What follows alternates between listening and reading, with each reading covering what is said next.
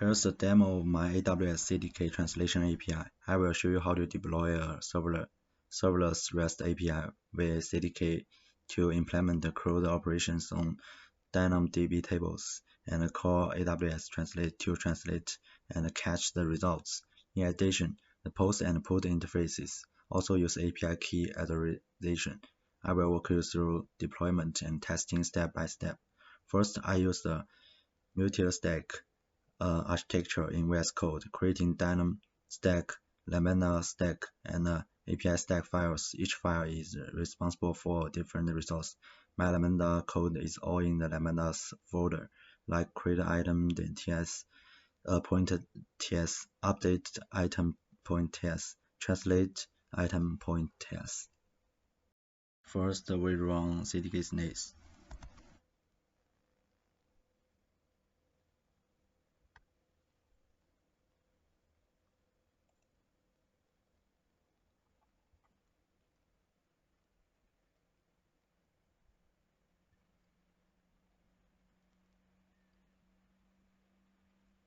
And you can see that the CDK generates a CloudFormation template for us.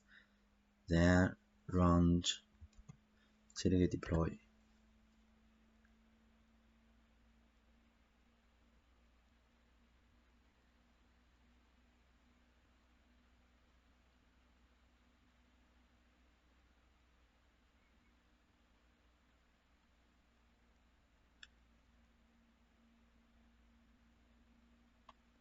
And it output API endpoint. First, let's get things an endpoint that doesn't require an API key, and it returns all the records in the DynamoDB table.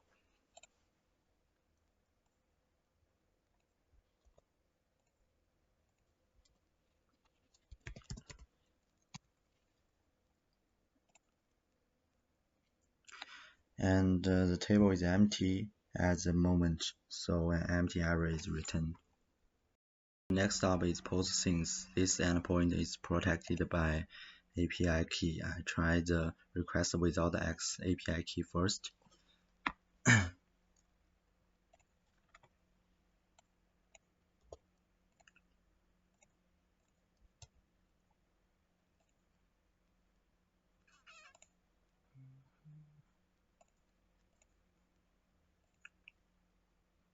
And you can see forbidden for 03 forbidden because I didn't add an X API key.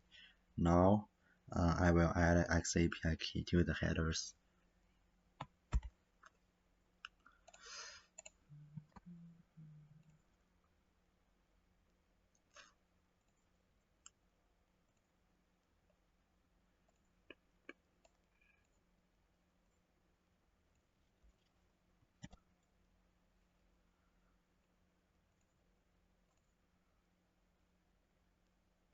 And we can see it's success.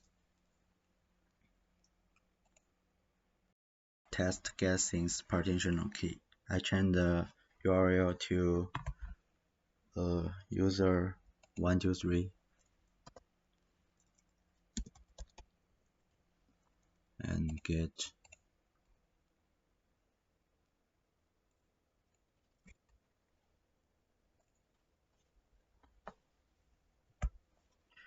and this returns all records for PK equal user 123 currently only one, sk equal 001, description equal hello world.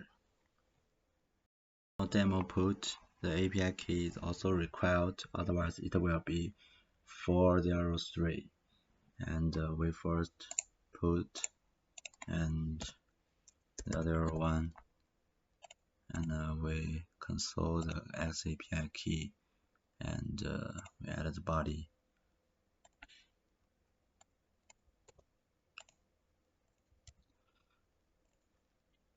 We can say it's forbidden, and then we add the X API key.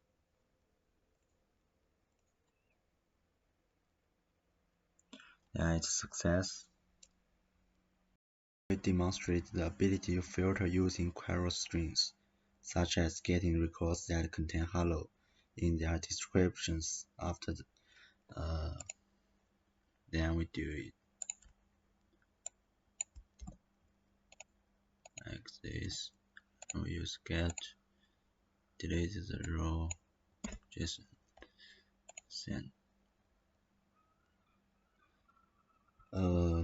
After the request is sent, a record with a description containing hello is returned, proving that the filtering function is working. Finally, there is a translation endpoint. Get since user123 that there are one translation language. And we first change the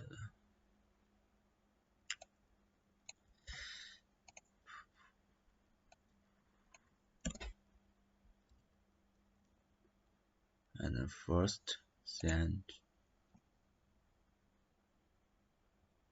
and this is my first request, and Lambda calls AWS translates the update description into French and writes it to DynamoDB's translation.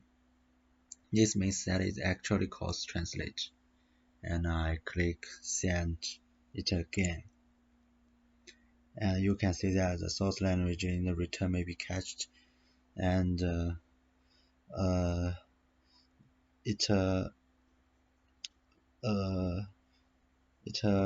it is the same content but no longer calls the translate API, saving costs.